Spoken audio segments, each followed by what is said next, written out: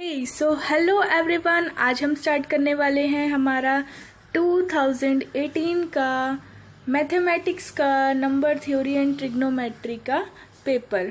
ठीक है, अब पहले पेपर का जो पैटर्न है उसको समझ लेते हैं क्या होगा।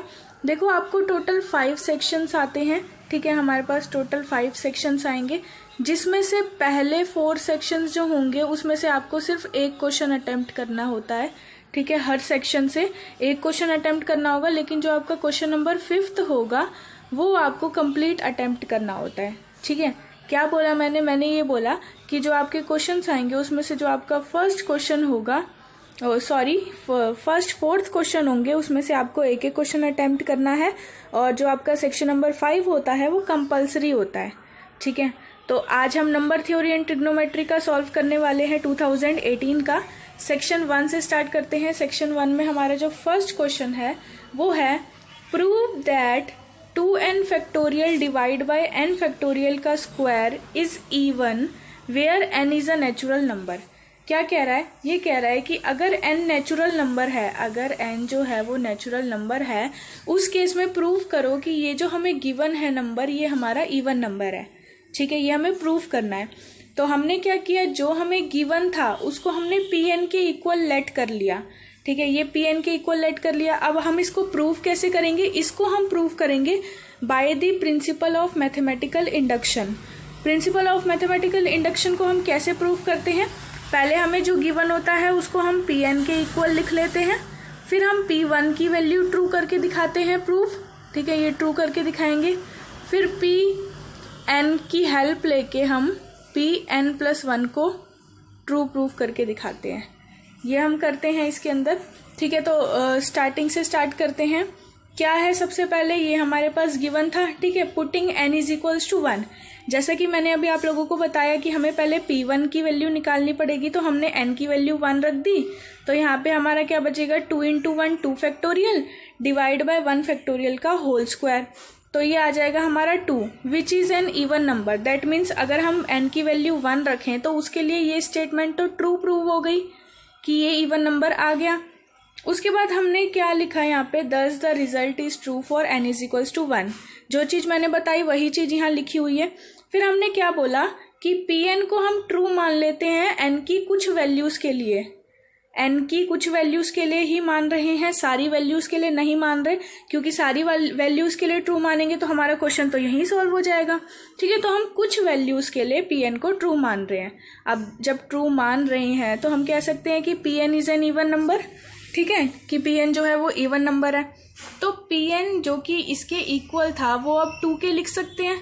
क्यों? क्योंकि इवन नंबर है। इवन नंबर क्या होता है, 2 का मल्टीपल। तो मल्टीपल किससे है ये हमें नहीं पता, तो हमने 2 के ले लिया, जहाँ पे k कोई भी नेचुरल नंबर हो सकता है। ठीक है, उसके बाद हम क्या कर रहे हैं, इसी Pn की, जो हमने यहाँ पे Pn की वैल्यू फाइंड आउट की है 2 के, इसी का ही यूज करके Pn+1 फाइंड आउट करेंगे। कैसे करेंगे? Changing n to n+1 in Pn। जो हमारे पास ये Pn में स्टेटमेंट थी, इसमें हमने n की जगह n+1 वैल्यू रख दी। ठीक है, तो हमारा ये आ गया। अब हमने क्या किया, ये जो 2 था इसको मल्टीप्लाई कर दिया, तो ये क्या आ जाएगा, 2n+2 factorial divide bye n+1 factorial का होल स्क्वायर हमें गिवन था। यहाँ पे होल स्क्वायर हमें गिवन था। हमने यहाँ पे क्या किया, n+1 फैक्टोरियल को ओपन आउट कर लिया, तो क्या आएगा, n+1 इंटू क्या बचेगा, n फैक्टोरियल बचेगा। ठीक है, यही बचेगा। तो हमने यहाँ पे ये लिख दिया। उसके बाद देखो यहाँ क्या किया गया है, 2n+2 फैक्टोरियल को भी ओपन आउट किया गया है, तो क्या आएगा, 2n+2 2n+1 into 2n factorial. ऐसा इसलिए किया गया है ताकि हम n फैक्टोरियल से n फैक्टोरियल को कैंसिल आउट कर सके। ठीक है, उसके बाद डिनोमिनेटर में यहाँ पे हमने इसको ओपन आउट कर दिया, तो n+1 का भी होल स्क्वायर हो जाएगा और n फैक्टोरियल का भी होल स्क्वायर हो जाएगा। ठीक है, यहाँ से हमने 2n+2 में से हमने 2 तो कॉमन आउट ले लिया, और n+1 से एक n+1 यहाँ कैंसिल आउट हो गया, तो हमारा क्या बच जाएगा यहाँ पे, 2 × 2n+1 डिवाइड बाय n+1 एक बार बच जाएगा। फिर यहाँ क्या किया गया, जो Pn की वैल्यू थी 2n factorial divide by n factorial का होल स्क्वायर जो था, n फैक्टोरियल का होल स्क्वायर 2k के इक्वल था, राइट। तो इसी वैल्यू को उठा के यहाँ रखा गया है, ठीक है। यहाँ पे आ रहा है, देखो इस केस में 2n फैक्टोरियल ये रहा और n फैक्टोरियल का होल स्क्वायर ये रहा, इसकी जगह यहाँ पे 2k पुट किया गया है, ठीक है। ओके, इसको सॉल्व आउट किया, which is an even number, इसको हम इवन नंबर कह सकते हैं, क्यों? क्योंकि 4 इंटू समथिंग आ रहा है, 4 इंटू समथिंग आ रहा है। 4 इंटू समथिंग मतलब 4 जो है वो क्या है, 2 का मल्टीपल है, दैट मीन्स ये पूरा जो नंबर यहाँ निकल के आएगा वो भी तो 2 का मल्टीपल होगा, दैट मीन्स वो इवन नंबर होगा। Pn is true, Pn is an even number when ever Pn इन, हाँ क्या कह रहा है कि देयरफॉर अब हम क्या कह सकते हैं कि Pn+1 जो है वो इवन नंबर है, किस केस में? जब Pn जो है वो इवन नंबर होगा, whenever Pn is an even number, ठीक है। Hence by principle of mathematical induction हम लोगों ने ये प्रूव कर दिया कि Pn is an even number for all natural numbers n, ठीक है। सेकेंड क्वेश्चन की तरफ बढ़ते हैं। सेकेंड क्वेश्चन हमारा कॉन्ग्रेंस का है, चैप्टर नंबर 2 नंबर थ्योरी का कॉन्ग्रेंस। क्या क्वेश्चन है? सॉल्व करना है इस कॉन्ग्रेंस को, हमें 15x कॉन्ग्रेंट दे रखा है 25 mod 35 के। पहले इसका मतलब समझ लो क्या होता है, पहले कॉन्ग्रेंस का थोड़ा इंट्रोडक्शन दे देते हैं। अगर हम कहते हैं कि m जो है वो डिवाइड करता है a माइनस बी को, m जो है वो a माइनस बी को पूरा डिवाइड कर देता है, उस केस में हम कॉन्ग्रेंस बनाना चाहें तो हम लिख सकते हैं a कॉन्ग्रेंट है b मोड m के, ठीक है। क्या किया मैंने? डायरेक्टली डिविजिबिलिटी को कॉन्ग्रेंस में कन्वर्ट किया है। अगर m जो है वो a माइनस बी को डिवाइड करता है, उसको मुझे कॉन्ग्रेंस में चेंज करना है, तो जो दो चीजें सब्ट्रैक्ट हो रही है वो आपस में पहले कॉन्ग्रेंट में आ जाएंगी और मोड किसका आ जाएगा, जो हमें डिवाइड कर रहा है यहाँ पे, ठीक है। तो इसका मोड m हो गया। ओके, अब क्वेश्चन की तरफ बढ़ते हैं। The given congruence is 15x congruent 25 mod 35, ये हमें गिवन है। इसको हम एक्चुअल जो हमारी जनरल कॉन्ग्रेंस होती है उससे कंपेयर करें, जो मैंने अभी आपको बताई a, b और m वाली, तो यहाँ पे क्या वैल्यू निकल के आएगी? a की वैल्यू 15, b की वैल्यू 25 और m की वैल्यू 35। अब जब भी हमें कोई कॉन्ग्रेंस सॉल्व करनी होती है तो सबसे पहले हमें d की वैल्यू निकालनी होती है। d की वैल्यू क्या होती है? d की वैल्यू, d होता है हमारा यहाँ पे GCD, a और m, b को अभी हम छोड़ देते हैं, a और m का हम क्या निकालते हैं? GCD फाइंड आउट करते हैं।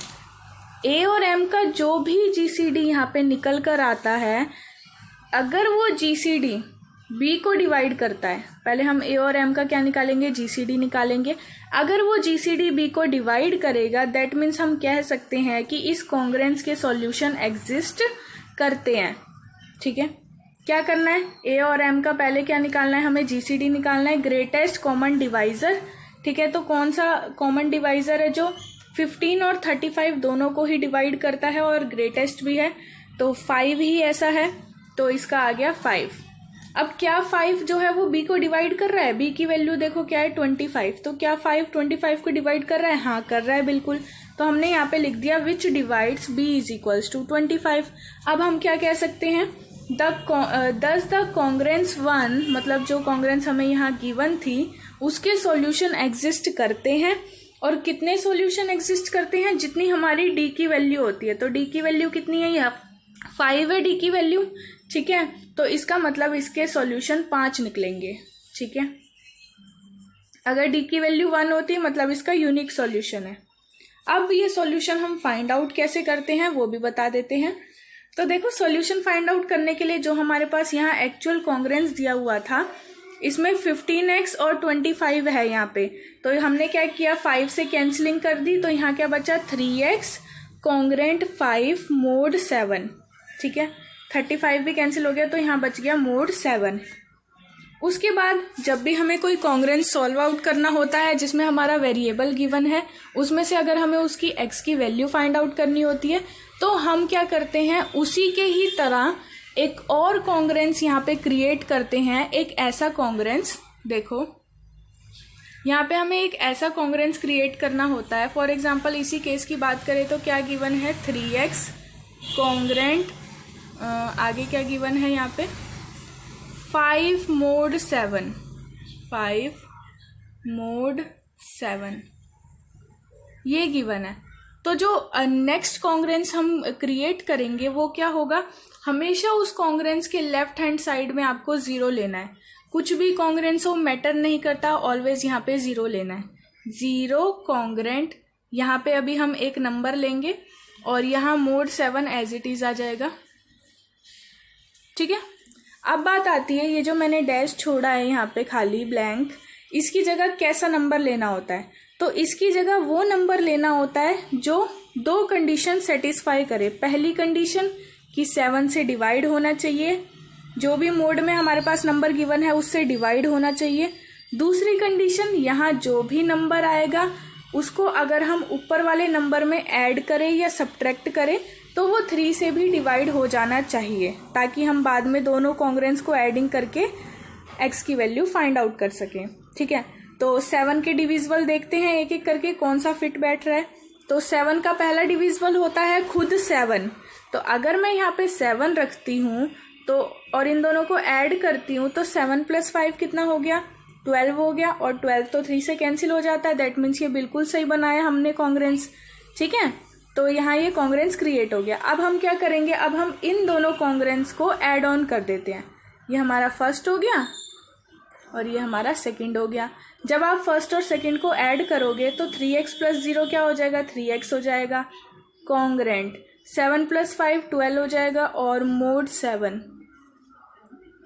ठीक है, अब इससे कैंसिल आउट करेंगे जब हम, तो ये बच जाएगा x कॉन्ग्रेंट 4 mod 7। ठीक है, तो हमने यहाँ से x का कॉन्ग्रेंस निकाल लिया। अब हमें x की वैल्यू फाइंड आउट भी करनी है। अभी तो हमने सिर्फ कॉन्ग्रेंस निकाला है, ये रहा हमारा congruence, x congruent 4 mod 7।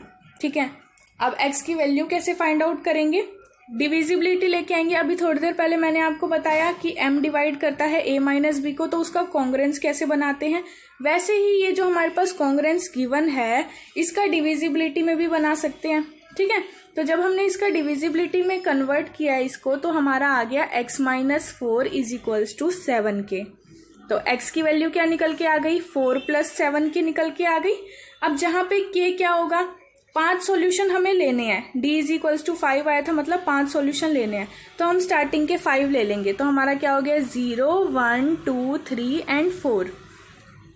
Okay, तो k की वैल्यू क्या हो जाएगी, k की वैल्यू यहाँ रखते जाओ, पहले 0 रखो तो 4 आएगा, फिर 1 रखो 11 आएगा, 2 रखो 18 आएगा, 3 रखो 25 आएगा और 4 रखो तो 32 आएगा।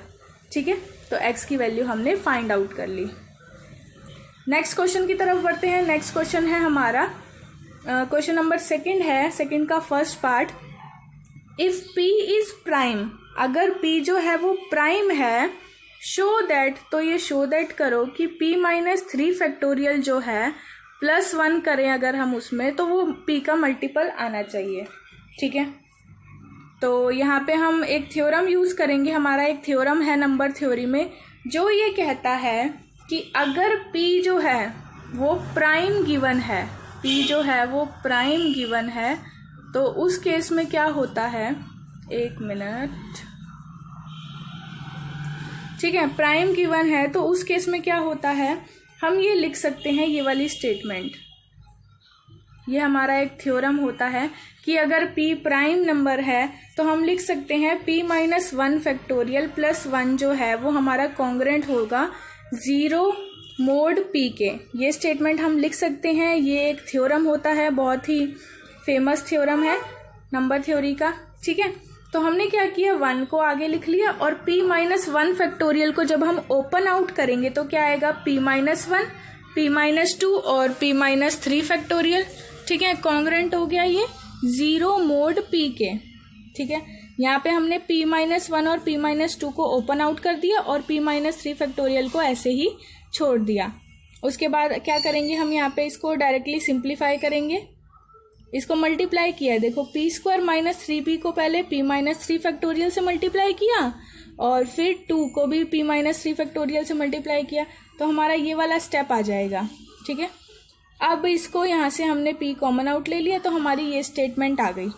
अब देखो हमें एक चीज पता है, क्या पता है हमें, कि p into P minus three into P minus three factorial जो है वो p को डिवाइड करेगा, ठीक है, मतलब p से डिवाइड हो जाएगा। क्यों? क्योंकि यहाँ पे p आ रहा है, दैट मीन्स ये पूरा p का मल्टीपल हो गया। तो हम इसको कह सकते हैं ना कि ये p से डिविजिबल है। अब ये p से डिविजिबल है तो हम ये भी कह सकते हैं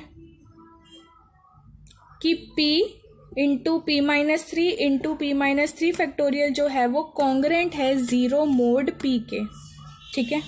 ये कैसे कह सकते हैं? इसी थ्योरम को हमने यूज किया है दोबारा से, ठीक है। अब हमने क्या किया, हमारे पास दो कॉन्ग्रेंट्स आ गए, एक फर्स्ट वाला और एक यहाँ सेकंड वाला। दोनों को सब्ट्रैक्ट कर दिया, सेकंड को फर्स्ट से सब्ट्रैक्ट किया तो हमारा ये आ गया, ठीक है, 1 + 2 p minus three factorial congruent zero mode p। और यही चीज हम लोगों को प्रूफ करनी थी कि ये जो है p का मल्टीपल होना चाहिए, और ये हमने प्रूफ कर दिया। नेक्स्ट क्वेश्चन की तरफ बढ़ते हैं। नेक्स्ट क्वेश्चन में हमें बोला है फाइंड ऑल द इंटीजर्स। जब भी आपको बोला जाए कि आपको तीन रिमाइंडर गिवन है, डिवाइजर गिवन है और आपको इंटीजर्स निकालने हैं, तो आपके दिमाग में यही आना चाहिए कि यहाँ पे हम चाइनीज रिमाइंडर थ्योरम यूज करेंगे, चाइनीज रिमाइंडर थ्योरम यूज करेंगे, ठीक है। कैसे यूज करना है बता देते हैं। तो हमने क्या किया, जो इसका हमें सॉल्यूशन फाइंड आउट करना है, जो हमें x निकालना है, वो हमने कॉमन सॉल्यूशन x मान लिया। Let x be any such required integer, कोई भी इंटीजर मान लिया हमने x। तो यहाँ पे तीन कॉन्ग्रेंट्स निकल के आए। पहला कॉन्ग्रेंट्स क्या निकल के आया कि x कॉन्ग्रेंट है 1 mod 3 के। ये क्या किया है, डायरेक्टली जो हमारी डिविजिबिलिटी होती है उसको कन्वर्ट किया है कॉन्ग्रेंट्स में। हमारा रिमाइंडर फर्स्ट वाला 1 गिवन है और डिवाइजर 3 गिवन है, तो हमारी फर्स्ट कॉन्ग्रेंस ये बन जाएगी कि x कॉन्ग्रेंट है 1 mod 3 के, ठीक है। सेकंड कॉन्ग्रेंस ये बन जाएगी क्योंकि सेकंड रिमाइंडर हमारा 2 है और डिवाइजर 4 है, ठीक है। सिमिलरली हमने थर्ड बना ली। अब इनको जो हमारी एक्चुअल जनरल कॉन्ग्रेंस होती है उनसे कंपेयर किया। क्या कॉन्ग्रेंस होती है? ये होती है हमारी x = a1 mod m1, ठीक है, x congruent a2 mod m2, x congruent a3 mod m3, ठीक है। तो इससे कंपेयर किया तो हमारी सबकी वैल्यूज निकल के आ गई। a1 क्या है, a2 क्या है, a3 क्या है, m1 क्या है, m2 क्या है और m3 क्या है, ठीक है।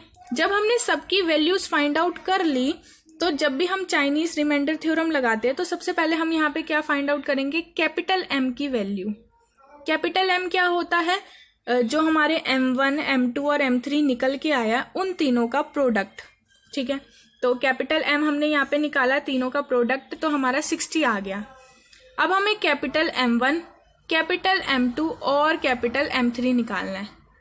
क्योंकि ये कैपिटल है, इतना ध्यान रखना आपको, क्योंकि ये कैपिटल है तो पहले कैपिटल M आएगा न्यूमरेटर में, और डिवाइड बाय, क्योंकि ये m3 है तो थर्ड है तो डिवाइड बाय यहाँ पे स्मॉल m3 आ जाएगा।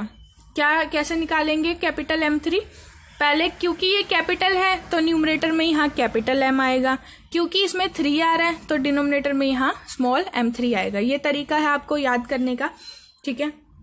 तो जब आपका M1, कैपिटल M2 और कैपिटल M3 फाइंड आउट हो जाए तो उसके बाद हम क्या करते हैं, आगे की प्रोसेस मैं आपको बताती हूँ। उसके बाद हम क्या करते हैं, अपनी तरफ से एक कॉन्ग्रेंस कंसीडर करेंगे, जो क्या होगा हमारा m1x कॉन्ग्रेंट 1 mod m1। यहाँ x के साथ हमें कैपिटल M1 लेना होता है और मोड के अंदर हमें क्या लेना होता है, स्मॉल m1। अब जो भी इनकी वैल्यूज आई है उन वैल्यूज को यहाँ पुट कर देंगे तो हमारा क्या आ जाएगा, 20x कॉन्ग्रेंट 1 mod 3, ठीक है। उसके बाद फिर हम क्या करते हैं, जब भी हमें कोई कॉन्ग्रेंस सॉल्व करना होता है, मैंने अभी आप लोगों को बताया क्या करते हैं, एक और ऐसा कॉन्ग्रेंस बनाते हैं जिसके लेफ्ट साइड में तो 0 हो कॉन्ग्रेंट, यहाँ एक ऐसा नंबर होना चाहिए जो कि इसका डिविजिबल हो, जो भी हमें मोड के अंदर गिवन है इसका डिविजिबल हो, प्लस उसको ऊपर वाले से ऐड करे या सब्ट्रैक्ट करे तो 20 से कैंसिल आउट हो जाए। तो यहाँ हमने ले लिया 39, 3 से डिविजिबल हो जाएगा 39, 3 × 13 39 होता है, और 39 को जब ऊपर वाले से ऐड करेंगे, 1 इसमें ऐड करेंगे तो 40 बन के आएगा, और 40 भी तो 20 से डिविजिबल होता है। तो हमने क्या किया, इन दोनों को ऐड कर दिया और यहाँ पे हमारा कॉन्ग्रेंट निकल के आ गया। फिर हमने इसको 20 से कैंसिल आउट किया तो हमारा यहाँ क्या निकल के आया, x कॉन्ग्रेंट्स 2 mod 3, x congruent 2 mod 3। अब इसको जब हम डिविजिबिलिटी में चेंज करेंगे, ये जो हम x लेके चल रहे हैं ना हर केस में, इसकी जब हम वैल्यू फाइंड आउट करेंगे तो क्या वैल्यू आएगी, x1, x2 और x3। ठीक है, तो फर्स्ट केस में हमारी x1 की वैल्यू यहाँ 2 आ गई। ठीक है, ऐसे ही हमने कंसीडर किया एक और कॉन्ग्रेंस जहां हमने m2 और स्मॉल m2 का यूज किया और वहां से हमने x2 की वैल्यू फाइंड आउट की। सिमिलरली हमने एक और कॉन्ग्रेंस कंसीडर किया जहां पे हमने m3 का यूज किया और स्मॉल m3 का यूज किया और वहां पे हमने x3 की वैल्यू फाइंड आउट कर ली। अब चाइनीज थ्योरम क्या कहता है कि आपको एक कैपिटल X की वैल्यू फाइंड आउट करनी है, जो क्या होती है, कैपिटल M1, स्मॉल x1 और small a1 plus capital M2, small x2 और a2। कैसे याद करना है इसको, आप सिर्फ इतना याद रखना, कैपिटल स्मॉल स्मॉल, फिर इसी को ही बाद में 2 कर देना और इसी को ही बाद में 3 कर देना और आपस में ऐड ऑन कर देना। ठीक है, ऐसे याद रखना है इसको। फिर इसकी वैल्यूज रख देना, सबकी वैल्यू यहाँ पे हमारी फाइंड आउट हो चुकी है, सिर्फ x1, x2, x3 रह गया था, उसकी वैल्यू भी हमने फाइंड आउट कर ली कॉन्ग्रेंस कंसीडर करके। तो हमने यहाँ कैपिटल X 238 निकाल लिया। क्या निकल गया हमारे पास, x इज इक्वल्स टू 238। अब ये फिर से डिविजिबिलिटी फॉर्म में है। ठीक है, इसको हमें फिर से कॉन्ग्रेंस फॉर्म में चेंज करना है। तो इसको जब हम कॉन्ग्रेंस फॉर्म में चेंज करेंगे तो हम ये लिख सकते हैं कि x जो है वो हमारा कॉन्ग्रेंट है 58 mod 60 के। ये कैसे आया, ठीक है, इसके लिए आप इसको जब सॉल्व करोगे, ठीक है, कॉन्ग्रेंस के अंदर देखो, इस इक्वेशन को अगर हम देखें तो इसको अगर मैं चेंज करूं जनरल फॉर्म में तो a की वैल्यू यहाँ पे क्या है, 1 है, b की वैल्यू यहाँ पे क्या है, 58 और m की वैल्यू क्या है, 60। ठीक है, that means a minus b को डिवाइड करना चाहिए m, 60 डिवाइड करना चाहिए माइनस 57 को। तो इस तरीके से हमने यहाँ पे इसको चेंज किया है डिविजिबिलिटी में और यहाँ पे x कॉन्ग्रेंट -2 mod 60 इसकी वैल्यू फाइंड आउट की है। देयरफॉर अब हम क्या कह सकते हैं कि all the required solutions are given by x plus m के -2 प्लस 60 के, ये हमारा आ गया। ओके, सेक्शन 2 स्टार्ट करते हैं। सेक्शन 2 में भी हमारे 4 क्वेश्चन गिवन है। एक्चुअल में वो 2 क्वेश्चन गिवन है लेकिन उनके पार्ट्स 4 हैं। तो पहला क्वेश्चन स्टार्ट करते हैं। यहाँ पे हम सेक्शन 2 की तरफ बढ़ते हैं। तो सेक्शन 2 में जो हमारा क्वेश्चन नंबर 1 होगा वो क्या कह रहा है, show that the set of integers 1, 5, 7, 11 जो है, ठीक है, इसका जो सेट है वो हमें प्रूफ करना है RRS mod 12 है। ये RRS जिन लोगों को नहीं पता क्या होता है बता देते हैं। RRS जो होता है वो हमारा होता है R for reduced, फिर R for रेजिड्यू और S for होता है हमारा सिस्टम, रिड्यूस रेजिड्यू सिस्टम। ठीक है, ये होता है हमारा। अब ये क्या होता है, इसमें कैसे करते हैं ये देख लेते हैं पहले। तो जो हमारा लीस्ट रेजिड्यू होगा mod 12 का, वो कौन कौन से इंटीजर्स हैं, ये इंटीजर्स होंगे 1, 5, 7 और 12। यही चीज हमें शो दैट करनी है। कैसे शो दैट करेंगे, अगर हम ये प्रूफ कर देते हैं कि 12 का जो अगर हम फाइंड आउट करते हैं कि जो 12 के गिवन सेट्स में जो इंटीजर्स आ रहे हैं, अगर वो 4 इंटीजर्स आ रहे हैं तो हम कह सकते हैं कि हाँ भाई यही है 4 इंटीजर्स, इनके अलावा और कोई इंटीजर यहाँ पे यूज नहीं हुआ। तो कैसे करेंगे, आपको 12 के साथ एक एक करके सबका GCD निकालना है। पहले हमने 1 का 12 के साथ निकालेंगे पहले हम, फिर 5 का 12 के साथ निकालेंगे, 7 का 12 के साथ निकालेंगे और 11 का 12 के साथ निकालेंगे। तो जब हम 1 और 12 का GCD निकालेंगे तो सिर्फ 1 ही आएगा। क्यों, क्योंकि एक 1 ही है ऐसा नंबर जो कि 1 और 12 को डिवाइड करता है। ठीक है, फिर 5 और 12 का निकालेंगे फिर 1 आ जाएगा, 7 12 का निकालेंगे फिर से 1 आ जाएगा और 11 12 का निकालेंगे तो फिर से 1 आ जाएगा। ठीक है, फिर हम 5 12 की वैल्यू फाइंड आउट करेंगे। जब हमने इन सबके 1 1 फाइंड आउट कर लिए, दैट मीन्स एक एक ही आ सकता है सबका इंटीजर। तो 5 12 जब हमने निकाला तो 12 को हम और क्या लिख सकते हैं, 4 into 3 लिख सकते हैं। तो हमने यहाँ पे 5 4 into 3 लिख दिया। और 4 को अब हम क्या लिख सकते हैं, 2 का स्क्वायर इंटू 5 3 लिख दिया। अब हमने यहाँ पे क्या कर दिया, इसकी वैल्यू निकाल के दिखा दी कि 4 आ रही है भाई इसकी वैल्यू। जब आप यहाँ से 5 को इसको सॉल्व करोगे तो आपका ये आ जाएगा और यहाँ पे इसकी वैल्यू क्या आ जाएगी, 4 वैल्यू आ जाएगी इसकी। तो अब हम क्या कह सकते हैं, hence the given set of integers is a reduce residue system mode 12। जो हमें प्रूव करना था वो हम लोगों ने प्रूव कर दिया। नेक्स्ट क्वेश्चन है हमारा, find the highest power of 180 in 102 factorial. 102 factorial जब हम फाइंड आउट करेंगे तो उसमें 180 की हाईएस्ट पावर क्या आएगी, कितनी बार 180 उसमें आना चाहिए, ये हम लोगों को यहाँ पे शो करके बताना है, फाइंड आउट करके बताना है। ठीक है, कैसे फाइंड आउट करेंगे, 180 को पहले फैक्टराइज कर लेंगे हम। ठीक है, तो जब 180 को फैक्टराइज करेंगे, फैक्टराइज तो सबको पता है कैसे करते हैं, आप उसका प्राइम फैक्टराइजेशन निकालेंगे। तो निकाल के देखते हैं, 180 का पहले 2 पे जाएगा, ये 90 आएगा, फिर 2 पे जाएगा 45 आएगा, फिर उसके बाद ये किस पे जाएगा, 3 पे जाएगा, कितना आएगा 15 आएगा, फिर 3 पे जाएगा 5 आएगा और 5 बन जा 5। तो 2 बार 2 आ जाएगा और 2 बार 3 आ जाएगा और 1 बार 5 आ जाएगा। क्या यही लिखा है यहाँ पे, बिल्कुल सही बात है, यही लिखा हुआ है यहाँ पे भी। ठीक है, तो अब इसको कैसे फाइंड आउट करना है, 102 फैक्टोरियल को हम कैसे ओपन करते हैं नंबर थ्योरी में, पहले ये समझ लेते हैं। पहले आपको लेना है 2, फिर आपको डिनोमिनेटर में लेना है 2 का स्क्वायर, 2 का क्यूब, फिर 2 की पावर 4, 2 की पावर 5, 6 और 7। ठीक है, 7 तक ले लिया हमने यहाँ पे। और इसको जब हम ओपन आउट करेंगे तो फर्स्ट वाला इसको डिवाइड करेंगे तो 51 आ जाएगा। सेकेंड वाला जब हम डिवाइड करेंगे तो 25 नहीं, 25 पॉइंट समथिंग आता है हमारा, लेकिन हम पॉइंट के बाद वाला यहाँ पे कंसिडर नहीं करेंगे, यहाँ पे सिर्फ हम 25 लेंगे। फिर 8 को डिवाइड करेंगे तब भी 12 पॉइंट समथिंग आएगा, लेकिन हम 12 लेंगे।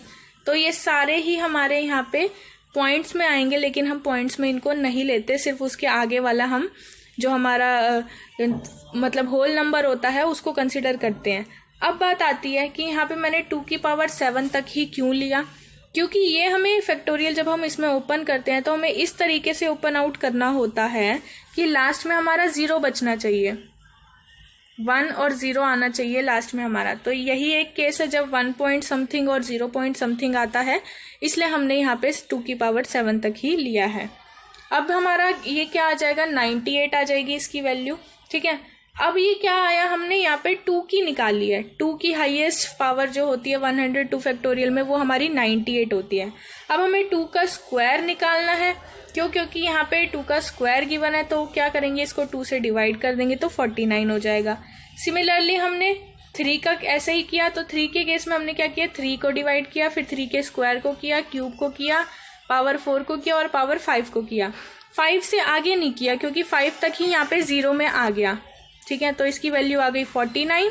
फिर हमें उसकी स्क्वायर की वैल्यू निकालनी है, तो स्क्वायर की वैल्यू निकालने के लिए आपको कुछ भी नहीं करना, बस इसको यहाँ पे 2 से डिवाइड कर देना है, तो 24 आ जाएगा।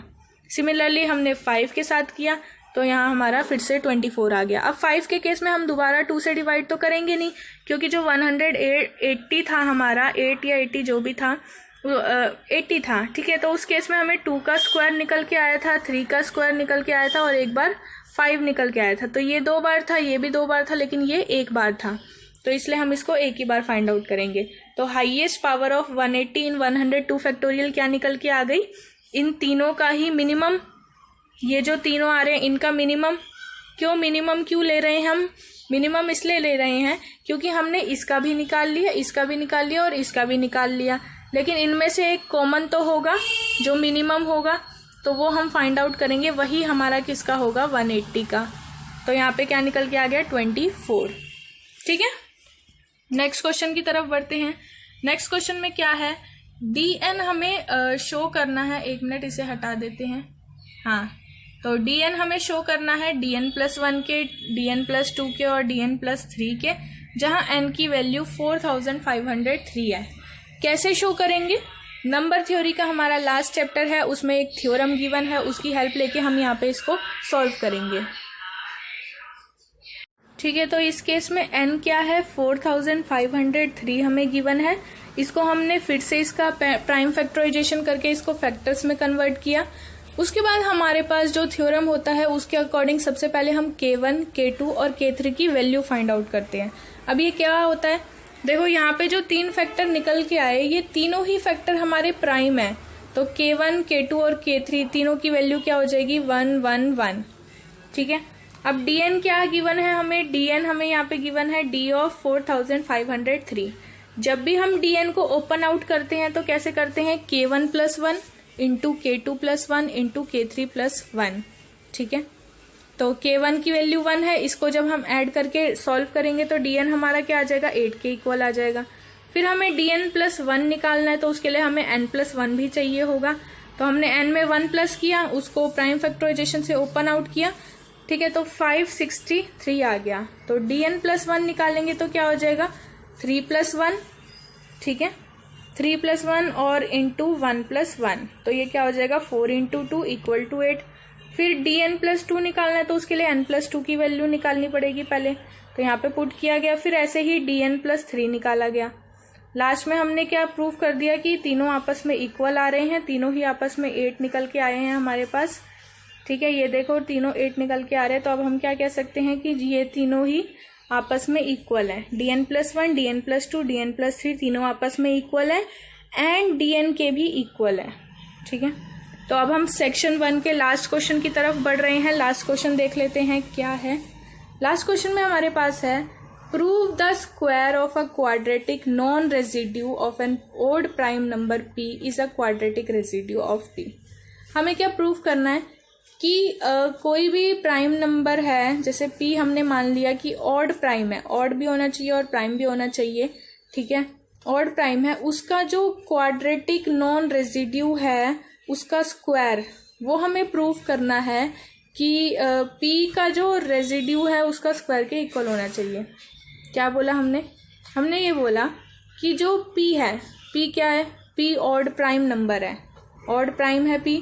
ठीक है, इसका स्क्वायर, इसके क्वाड्रेटिक नॉन रेजिड्यू का जो स्क्वायर होगा, क्वाड्रेटिक, इसका स्क्वायर नहीं, क्वाड्रेटिक नॉन रेजिड्यू का जो स्क्वायर होगा वो किसके इक्वल हमें प्रूव करना है, इसी के ही रेजिड्यू के स्क्वायर के, P के स्क्वायर के नहीं, इसके रेजिड्यू के स्क्वायर के, मतलब नॉन रेजिड्यू का स्क्वायर हमें प्रूव करना है इक्वल रेजिड्यू के।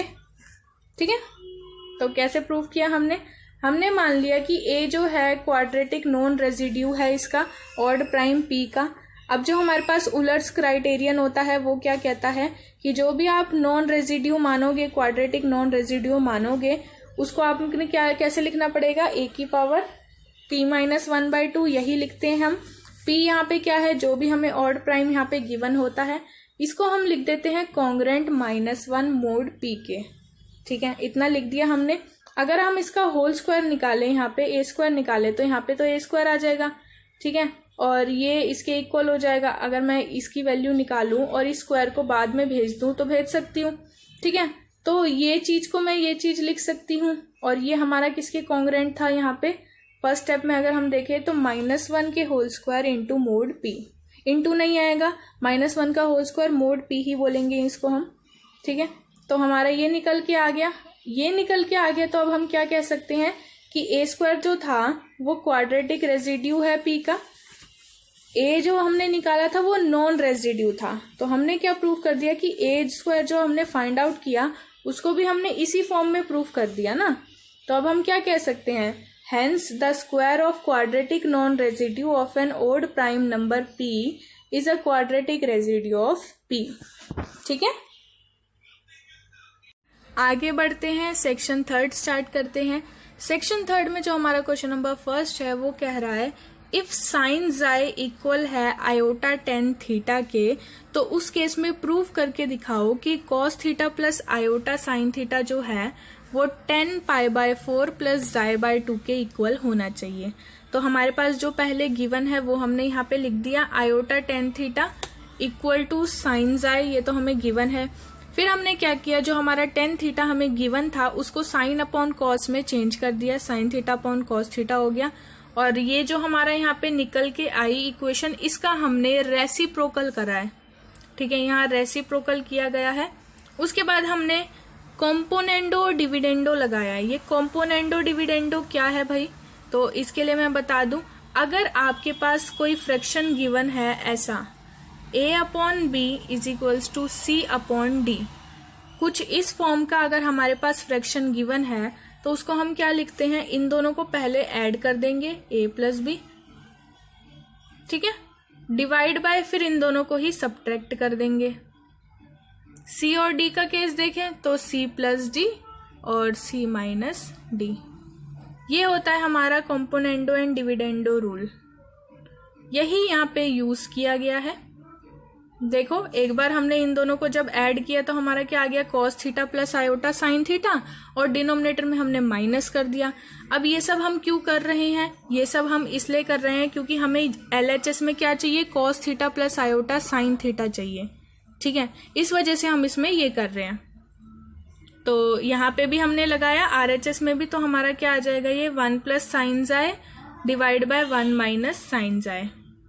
उसके बाद देखो यहाँ पे क्या किया गया है, इसी चीज को हम क्या लिख सकते हैं, इसी चीज को cos theta plus iota sine theta, इसको यहाँ पे देखो हमने क्या किया, बहुत सिंपल है, कुछ भी नहीं किया है, बस आप क्या करोगे, इसको अच्छे से रैशनलाइज कर दोगे दोनों साइड, LHS में भी और RHS में भी। तो रैशनलाइज कैसे करना है, यहाँ पे आप न्यूमरेटर डिनोमिनेटर में मल्टीप्लाई करेंगे cos theta plus iota sine theta से, और यहाँ पे आप डिनोमिनेटर और न्यूमरेटर में मल्टीप्लाई करेंगे 1 माइनस साइन जाए से, ठीक है। अच्छे से मल्टीप्लाई करके जो भी ब्रैकेट्स हैं उनको ओपन कर लेंगे। LHS तो हमारा ये बच जाएगा और RHS में हमारा कुछ इस फॉर्म में आ जाएगा। इस फॉर्म में लाने का क्या मकसद है, ताकि यहाँ पे हम डायरेक्टली फॉर्मूला लगा सकें। ये क्या हो जाएगा, होल स्क्वायर में कन्वर्ट हो जाएगा, और यहाँ देखो फॉर्मूला बन रहा है a square plus b square plus 2ab का, तो क्या हो जाएगा a प्लस बी का होल स्क्वायर।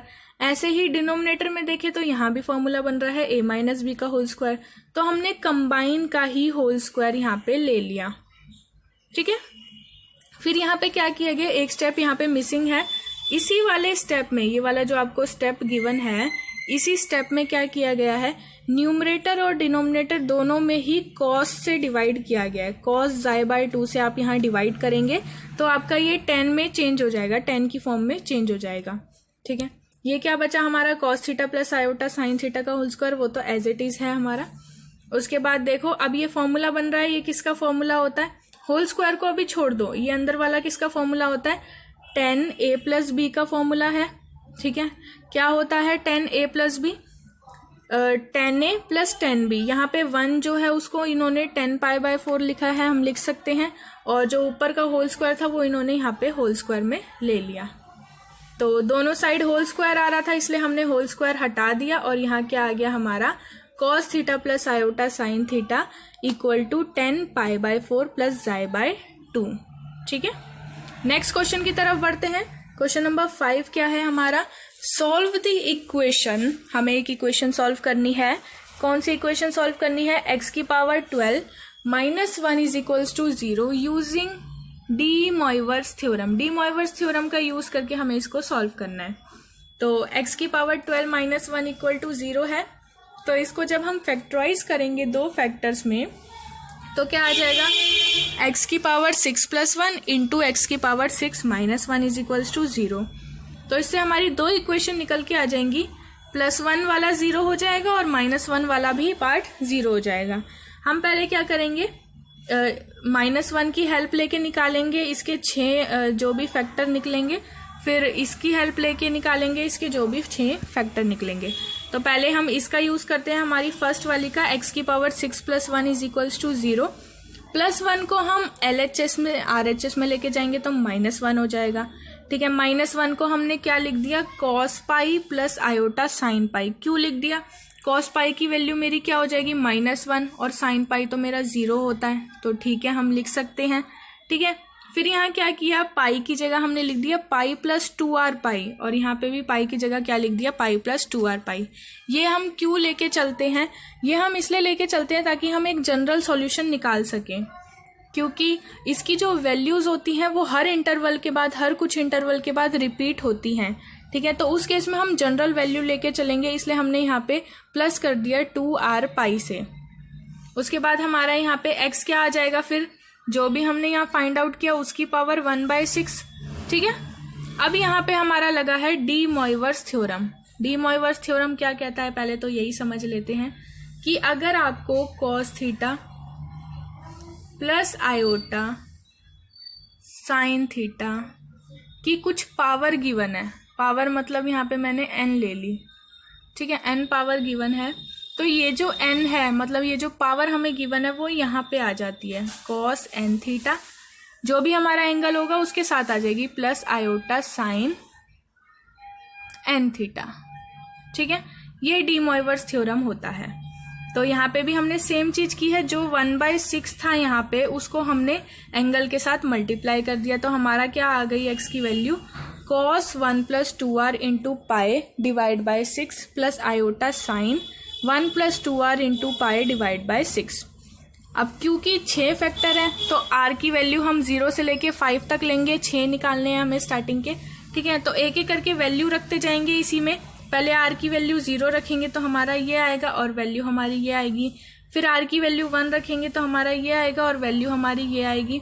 तो ऐसे करके आपको यहाँ पे 6 वैल्यू निकालनी है, तो हमारी ये सारी की वैल्यू यहाँ पे निकल के आ गई। फिर दूसरी इक्वेशन जो हमारी निकली थी x² - 1 = 0, अब हम उसका यूज करेंगे। -1 को हम LHS से RHS में लेके गए हैं यहाँ पे, तो x की पावर 6 इक्वल आ गया 1 के। 1 को हम क्या लिख सकते हैं, cos 0 प्लस आयोटा साइन 0 लिख सकते हैं। cos 0 को हम क्या लिखेंगे, 0 + 2r पाई, तो 2r पाई ही हो जाएगा, और यहाँ पे भी 0 + 2r पाई 2r पाई हो जाएगा। तो x हमने क्या निकाल लिया, ये निकाल लिया। यहाँ पे एक स्टेप छोड़ रखा है इन्होंने, पहले आप x की पावर यहाँ पे 1/6 लेके जाएंगे, फिर उस एंगल को अंदर लेके आएंगे, पावर जो होती है वो एंगल से मल्टीप्लाई हो जाएगी अंदर आके ब्रैकेट के अंदर, तो x की वैल्यू यहाँ पे क्या आ जाएगी, cos 2r pi divide by 6 plus iota sign 2r pi divide by 6। Cancel out करेंगे तो हमारा ये आ जाएगा, और एक एक करके इसमें भी आपको सारी वैल्यूज पुट ऑन करनी है। एक ये रहा हमारा, ठीक है, ये सारी वैल्यूज इन्होंने निकाल रखी हैं, और जब आपकी सारी वैल्यूज यहाँ तक निकल जाए तो आप लास्ट में ये लिख सकते हैं, hence the roots of the 12 roots of the given equation are these, ठीक है। नेक्स्ट क्वेश्चन की तरफ बढ़ते हैं। नेक्स्ट क्वेश्चन में हमें शो दैट करना है 2 की power 5 into sine 4 theta cos square theta equal है cos 6 थीटा। एक्चुअली ये 0 दिखाई दे रहा है पर ये 0 नहीं है, यहाँ पे ये थीटा लिखा हुआ है, ठीक है। तो अगर ऐसे क्वेश्चन हमारे पास आ जाते हैं जिसमें साइन कॉस मल्टीप्लाई में हो और उनकी कुछ वैल्यू हो 2, 3, 4, 6, 8 कोई भी वैल्यू हो सकती है उनकी पावर में, ठीक है, तो उस केस में हम कैसे सॉल्व करते हैं, सबसे पहले हम x को लेट कर लेते हैं, x को कुछ लेट कर लेते हैं, तो यहाँ पे x को लेट कर लिया। दूसरा स्टेप हमारा क्या होता है, इसका रेसिप्रोकल फाइंड आउट करते हैं, यानी कि 1/x फाइंड आउट करते हैं। फिर हम क्या करते हैं, जो हमने x और 1/x निकाला उन दोनों को एक बार ऐड कर देते हैं और एक बार उन दोनों को सब्ट्रैक्ट कर देते हैं। तो देखते हैं कैसे किया गया है इस क्वेश्चन में, ठीक है। तो पहले x की वैल्यू निकाली गई, फिर 1/x की वैल्यू निकाली गई और दोनों को यहाँ पे डायरेक्टली ऐड करके इन्होंने दिखा रखा है।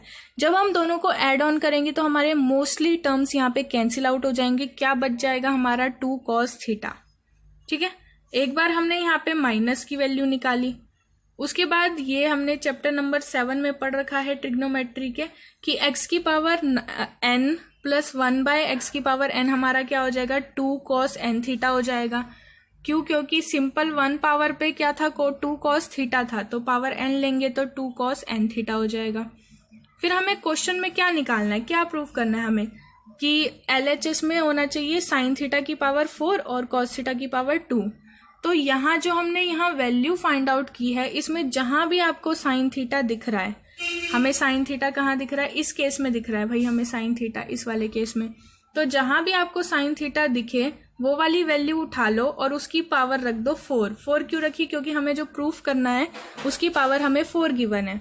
फिर यहाँ पे cos थीटा की पावर हमें 2 प्रूफ करनी है, तो cos थीटा हमें यहाँ पे दिख रहा है भाई, तो इसकी पावर भी हमने 2 कर दी और इन दोनों का हमने प्रोडक्ट ले लिया। अब इनकी वैल्यूज रख देंगे यहाँ पे, जो भी इनकी वैल्यूज है, ठीक है। अब अगर मुझे इनकी वैल्यू निकालनी है, मतलब मुझे ये टर्म निकालने हैं, तो मुझे उसके लिए क्या क्या चाहिए, x माइनस 1/x की पावर 4 चाहिए इंटू x प्लस 1/x की पावर 2 चाहिए। तो पहले हम क्या निकालने वाले हैं यहाँ पे, पहले हम निकालेंगे x माइनस 1/x की पावर 4, ठीक है। ऐसे सम्स हमने बहुत पहले कर रखे हैं। इनको हम कैसे सॉल्व करते हैं? बाइनोमियल थ्योरम की हेल्प से, बाइनोमियल एक्सपेंशन की हेल्प से इसको हम ओपन आउट करेंगे। लेकिन इस केस में हम क्या लेंगे? सिर्फ कोफिशिएंट लेंगे, मतलब जो x आएगा या 1/x आएगा या 1/x³ आएगा, ये सब जो भी वेरिएबल्स आएंगे इनको हम अभी नहीं ले रहे। अभी हम क्या करेंगे? सिर्फ कोफिशिएंट में निकालेंगे और बाद में लास्ट में जब हमारे कोफिशिएंट निकल आएंगे लास्ट में हम उसमें वेरिएबल पुट कर देंगे।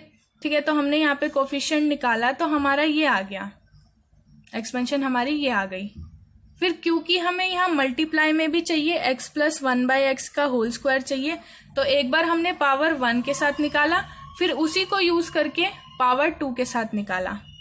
कैसे निकालेंगे? जो भी हमारा पावर 1 वाले केस में आएगा उसको दोबारा से मल्टीप्लाई कर देंगे, जो x + 1/x का एक्सपेंशन होगा। ठीक है, जो भी x + 1/x का एक्सपेंशन होगा उसके कोफिशिएंट को हम इस वाले से मल्टीप्लाई कर देंगे तो हमारा ये निकल के आ जाएगा। ठीक है, अब लास्ट में आप सारे कोफिशिएंट यहाँ रख सकते हो, तो ये पूरे इसकी वैल्यू क्या हो जाएगी? जो भी आपके यहाँ टोटल कोफिशिएंट्स आए इनको लिख लो पहले, 1 - 2 - 4 +4 -1 -2 और +1। जब कोफिशिएंट लिख लोगे, अब इसकी पावर लिखनी कैसे है ये बता देते हैं। यहाँ हमारी पावर 4 है, यहाँ हमारी पावर 2 है, तो इसकी पावर क्या लिख दी हमने? x की पावर 6। फिर एक बार ये वाली पावर ले लेंगे और एक बार ये वाली पावर ले लेंगे, तो -2 कोफिशिएंट था, उसके साथ एक बार x की पावर 4 ले ली और एक बार x की पावर 2 ले ली।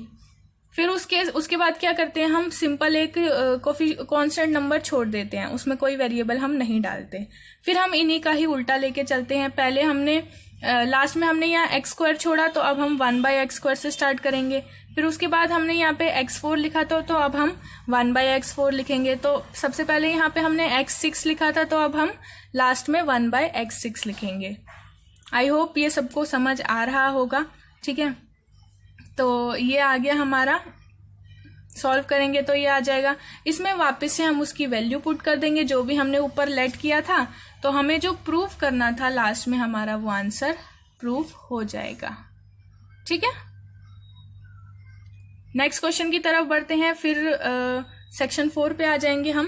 तो ये क्वेश्चन हमें क्या कह रहा है? इसमें भी हम लोगों को प्रूफ करना है, कुछ गिवन है हमें और हमें कुछ प्रूफ करना है। गिवन क्या है? tan theta + iota phi equal है sin x + आयोटा y के। प्रूफ क्या करना है? cot y, मतलब कि cot नहीं है यहाँ पे, हाइपरबोलिक फंक्शन यूज हुए हैं, sin 2 और सिंपल ट्रिग्नोमेट्रिक फंक्शन भी यूज हुए हैं। तो पहले जो भी हमें गिवन है पहले हमने वो लिख लिया। फिर यहाँ पे जैसे थीटा + आयोटा फाई की वैल्यू हमें गिवन थी, हमने क्या किया? थीटा - आयोटा फाई निकाल लिया एक बार, और हमारे पास 2 इक्वेशन आ जाएगी यहाँ पे। एक हमारी ये वाली इक्वेशन बन के आएगी और एक हमारी ये वाली इक्वेशन बन के आएगी। दोनों इक्वेशन को आपने यहाँ ऐड कर देना है। ऐड क्यों कर रहे हैं? ताकि आगे जाके हम फॉर्मूला लगा सकें।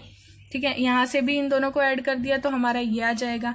अब tan को जब हम sin/cos में चेंज करेंगे और फिर उसका एलसीएम लेके मल्टीप्लाई करेंगे, तो ये देखो फॉर्मूला बन रहा है sin A cos B + cos A × sin B, जो क्या होता है हमारा sin A + B।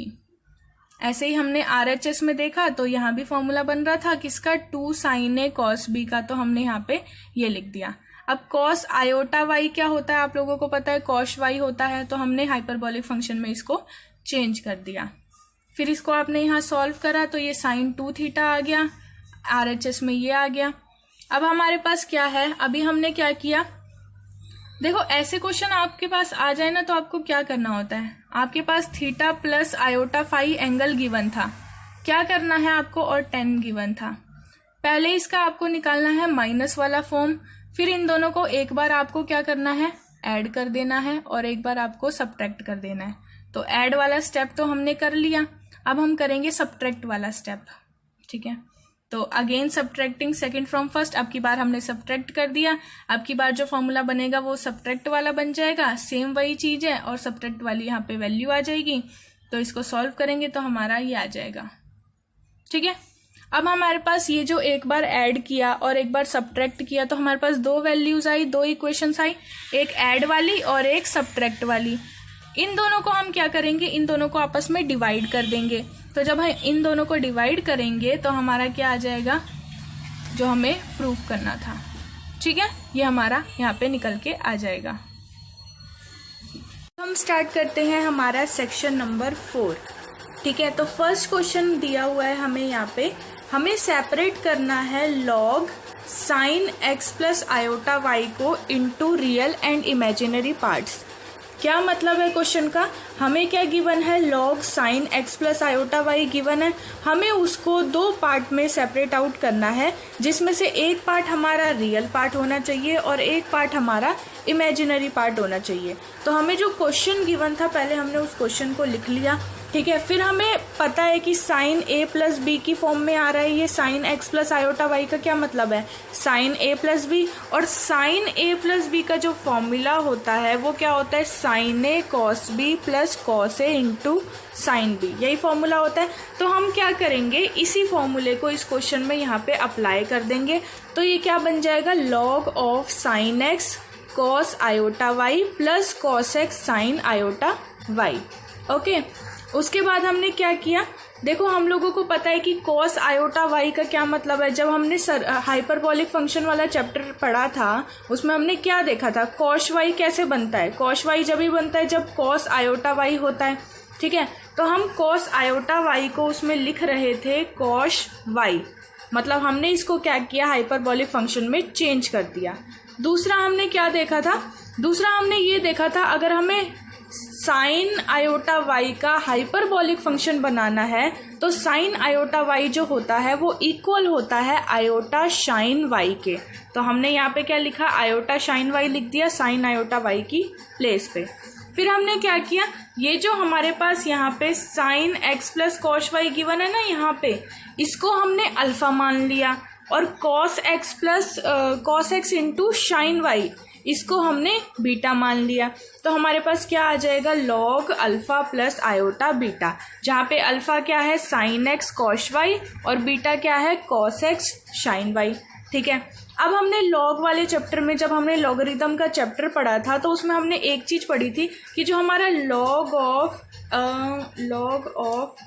Alpha plus iota beta होता है वो किसके इक्वल होता है, ये जो हमारी चीज थी ये किसके इक्वल थी, ये इक्वल थी हमारी, एक मिनट, 1/2 लॉग पहले वाले का स्क्वायर यानी अल्फा का स्क्वायर प्लस दूसरे वाले का स्क्वायर प्लस में आयोटा टेन इनवर्स सेकेंड वाला डिवाइड बाय फर्स्ट वाला। क्या मतलब है इस बात का, अगर हमारे पास लॉग के अंदर यहाँ पे 2 चीजें गिवन है जिसमें से एक रियल आ रहा है और एक इमेजिनरी आ रहा है, जैसे कि यहाँ पे गिवन है अल्फा प्लस आयोटा बीटा, तो उस केस में हम क्या करते हैं, पहले हमें 1/2 लिखना होता है। ठीक है, फिर हम लॉग लिखेंगे और लॉग किसका लेंगे, जो हमारे पास वहां पे ऊपर कोफिशिएंट आ रहे हैं, जैसे कि अल्फा आ रहा है और इमेजिनरी पार्ट में बीटा आ रहा है, तो इन दोनों का स्क्वायर करके इनको ऐड कर देते हैं, फिर आयोटा लिखते हैं और फिर टेन इनवर्स और इनका रेसिप्रोकल कर देते हैं। सेकंड वाला नंबर बाद पहले आता है और जो पहले वाला नंबर होता है वो नीचे आता है यानी डिनोमिनेटर में आता है। फिर हम इसको कैसे सॉल्व करेंगे, जो हमने यहाँ पे लेट किया था इसकी वैल्यू अल्फा और बीटा की वैल्यू जो हमने यहाँ पे लेट करी थी वो अब हम यहाँ पे वैल्यू पुट कर देंगे। तो जब हम अल्फा और बीटा की वैल्यू यहाँ पे पुट करेंगे तो ये कुछ इस फॉर्म में आ जाएगा। ठीक है, यहाँ पे हम एक फॉर्मूला लगाएंगे cos 2x वाला। cos 2x का क्या मतलब होता है, cos 2x होता है हमारा, अगर हम इसे साइन स्क्वायर एक्स की रिस्पेक्ट में लिखना चाहते हैं तो cos 2x का फॉर्मूला पहले आप यही देख लो, इसे ही क्लियर कर देते हैं पहले हम। cos 2x मेरा जो होता है इसका अगर मुझे साइन के रिस्पेक्ट में फॉर्मूला चाहिए तो 1 - 2 साइन स्क्वायर एक्स होता है, राइट। और अगर मुझे इसी का फॉर्मूला cos के रिस्पेक्ट में ही चाहिए तो उस केस में क्या होता है 2 cos स्क्वायर एक्स माइनस 1। अब हमें यहाँ पे क्या गिवन है, हमें यहाँ पे गिवन है साइन स्क्वायर एक्स और cos स्क्वायर एक्स। तो हम यहाँ से अगर साइन स्क्वायर एक्स की वैल्यू निकाले इसको यहाँ ले जाके और ये 1 को भी इधर ले जाके, तो हमारी साइन स्क्वायर एक्स की वैल्यू आ जाएगी कुछ ये आ जाएगी हमारी value 1 minus cos 2x divide by 2। और ऐसे ही अगर हम hyperbolic function cos square y की वैल्यू निकाले तो 1 plus cos 2y divide by 2 आ जाएगी। सिमिलरली हमने प्लस के बाद किया, कॉस स्क्वायर x की वैल्यू निकाली कॉस 2x के रिस्पेक्ट में और साइन स्क्वायर y की वैल्यू निकाली कॉस 2y के रिस्पेक्ट में। ठीक है, यहाँ पे एक स्टेप मिसिंग है, ये जो ये वाला पॉइंट है ये इन्होंने यहाँ पे नहीं लिखा, आप यहाँ पे ऐड कर लेना। ठीक है, उसके बाद यहाँ पे देखो, अब ये जिस फॉर्म में आया हमने क्या किया, इनको जो यहाँ पे मल्टीप्लाई है इसको हमने ब्रैकेट को ओपन कर दिया, इसको मल्टीप्लाई कर दिया, फिर जो कैंसिल आउट हो रहे हैं उनको कैंसिल आउट कर दिया। जब सब कैंसिल आउट हो जाएगा तो यहाँ पे क्या बच जाएगा, 1/2 log cos 2y minus cos 2x divide by 2 plus iota tan inverse cot x tan y। ये cot x tan y कैसे आया, यहाँ पे देखो साइन और कॉस मिलके कॉट बना लेंगे और साइन और कॉस यहाँ पे ये बना लेंगे। ठीक है, उसके बाद देखो हमने यहाँ पे क्या किया है, रियल पार्ट इसमें से हमें निकालना था और इमेजिनरी पार्ट दोनों को अलग अलग करना था। अब आयोटा से पहले वाला पार्ट क्या हो जाएगा, हमारा रियल पार्ट, यानी कि ये सारा पार्ट हमारा रियल पार्ट हो गया। तो हमने यहाँ पे क्या लिख दिया, real part is equals to 1/2 log 1/2 cos 2y minus cos 2x। फिर हमारा यहाँ पे जो आयोटा के बाद वाला पार्ट है ये हमारा इमेजिनरी पार्ट हो जाएगा। तो हमने इमेजिनरी पार्ट को क्या लिख दिया, tan inverse cot x tan y। ठीक है, नेक्स्ट क्वेश्चन की तरफ बढ़ते हैं। नेक्स्ट क्वेश्चन में मुझे क्या गिवन है, बहुत छोटा सा क्वेश्चन है, बहुत इजी सा। Find the general value of log -4। log -4 की हमें जनरल वैल्यू फाइंड आउट करनी है। तो हमें पता है कि हम -4 को और क्या लिख सकते हैं, -4 को हम लिख सकते हैं 4 × -1। एक ही बात है, इसको सॉल्व करोगे तो -4 ही तो आता है। ठीक है, तो हम इसको क्या लिख सकते हैं, 4 × -1। अब -1 को हम सिस पाई लिख सकते हैं। ये सिस पाई क्या होता है, जिन लोगों ने चैप्टर्स के वीडियो देखे होंगे, चैप्टर हमारा 11 था इनवर्स वाला, उसके वीडियो देखे होंगे, उनको पता होगा ये सिस क्या है, सिस पाई का क्या मतलब है, उन लोगों को पता होगा। जिनको नहीं पता उनके लिए मैं बता देती हूँ। देखो क्या होता है ये, अगर मेरे पास यहाँ पे cos थीटा गिवन है plus iota sine theta given है, तो इसको मैं बोलती हूँ सिस थीटा, इसको हम बोलेंगे सिस थीटा। क्यों सिस थीटा क्यों बोलेंगे भाई, सिस थीटा इसलिए बोलते हैं क्योंकि ये बहुत बड़ा है, इसको शॉर्ट करने के लिए इसको नाम दिया गया। अब ये नाम कैसे दिया गया है, इसमें भी एक लॉजिक है। हमें क्या करना है, जो हमें cos थीटा गिवन है उसका हमें c लेना है, आयोटा का हमें i लेना है, तो ये हो गया i, साइन थीटा का हमें s लेना है, और जो एंगल सेम है उसको एक ही बार लिखना है। तो cos theta plus iota sine theta को हम सिस थीटा बोल सकते हैं। आई होप ये चीज सबको क्लियर हो गई होगी, राइट। उसके बाद अब हम यहाँ पे देखते हैं, यहाँ लिखा है सिस पाई। अगर मैं थीटा के केस में देख रही हूँ तो वो होगा जो मैंने आपको अभी बताया, लेकिन अगर मैं सिस पाई की बात करूं तो वो क्या होगा, सिस पाई होगा cos pi plus iota sine pi, यही होगा।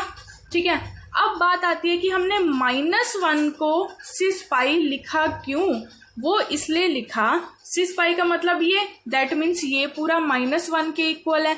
ये पूरा -1 के इक्वल इसलिए है क्योंकि cos पाई की वैल्यू तो -1 होती है और साइन पाई की वैल्यू हमारी 0 होती है। 0 × iota equal to 0, that means हमारा -1 किसके इक्वल हो गया, सिस पाई के इक्वल हो गया। ठीक है, ये चीज क्लियर है, ओके। इसलिए हमने यहाँ पे -1 की जगह सिस पाई लिख दिया। अब सिस पाई को e⁻ आयोटा पाई क्यों लिखा, अगर आप लोगों ने ट्रिग्नोमेट्री वाली सीरीज देखी होगी, सर्कुलर फंक्शन वाला चैप्टर देखा होगा इस चैनल पे, तो आप लोगों को पता होगा कि उलर्स थ्योरम क्या होता है। उलर्स थ्योरम कहता है अगर cos theta plus iota sine theta कुल मिला के सिस थीटा जो है वो इक्वल होता है e⁻ आयोटा थीटा के, ये हमारा उलर्स थ्योरम कहता है। ये पूरा क्या होता है, ये पूरा हमारा उलर्स थ्योरम होता है। ठीक है, तो इस केस में हमने सिस थीटा को क्या लिख दिया, इस केस में हमें थीटा की जगह पाई गिवन है, राइट। तो हम सिस पाई को क्या लिख सकते हैं, e to the power iota pi, right. यही चीज हमने यहाँ पे की है। तो हमने यहाँ पे क्या लिखा है, 4 into e to the power iota pi. तो अगर हम इसका दोनों साइड लॉग लेते हैं तो ये क्या आएगा, मतलब हमारा इक्वल आ गया -4 equal to 4 into e to the power iota pi. इसका हमने दोनों साइड लॉग लिया, इसका लॉग लेंगे तो क्या आ जाएगा, लॉग ऑफ -4। इसका लॉग लेंगे तो इंटू में आ जाएगा।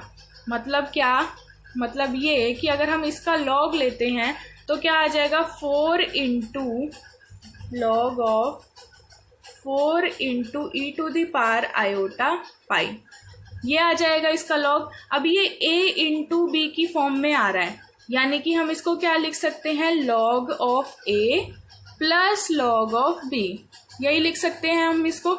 यही चीज यहाँ पे की गई है।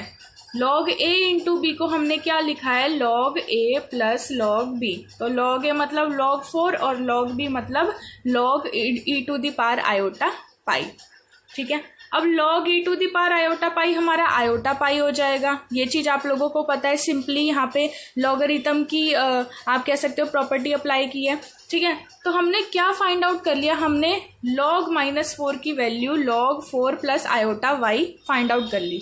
ये हो गई प्रिंसिपल वैल्यू। हमें जनरल वैल्यू फाइंड आउट करनी थी, तो जनरल वैल्यू क्या होती है, principal value plus 2n pi iota. Principal value plus 2n pi iota हमारी जनरल वैल्यू होती है।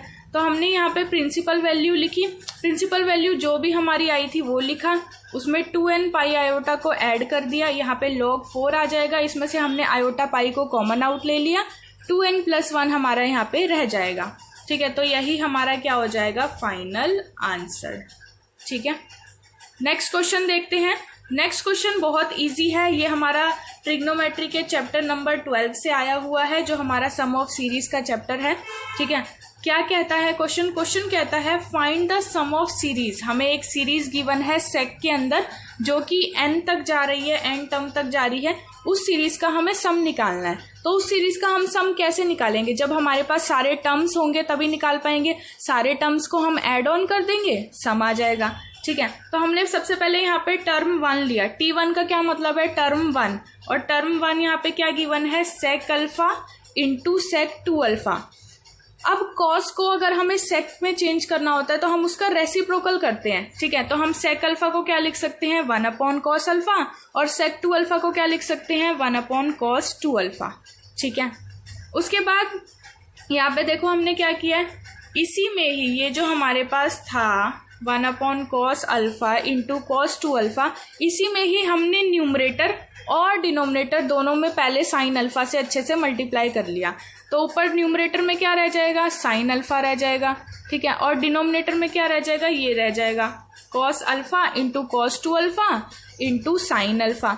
अब बात आती है कि ये माइनस क्यों किया गया, तो भाई माइनस में इसलिए लिया गया है क्योंकि एक तो हम अल्फा को 2 अल्फा माइनस अल्फा लिख सकते हैं, पहली चीज तो ये, और दूसरी चीज इसलिए लिया गया है ताकि हम यहाँ पे फॉर्मूला लगा पाए साइन a माइनस बी का, ठीक है। तो यहाँ पे हमने इसको पुट ऑन किया तो ये आ गया। उसके बाद हमने क्या किया, 1/sin अल्फा को बाहर निकाल लिया, मतलब ये वाला जो साइन अल्फा है ये हमारा ब्रैकेट के बाहर आ गया।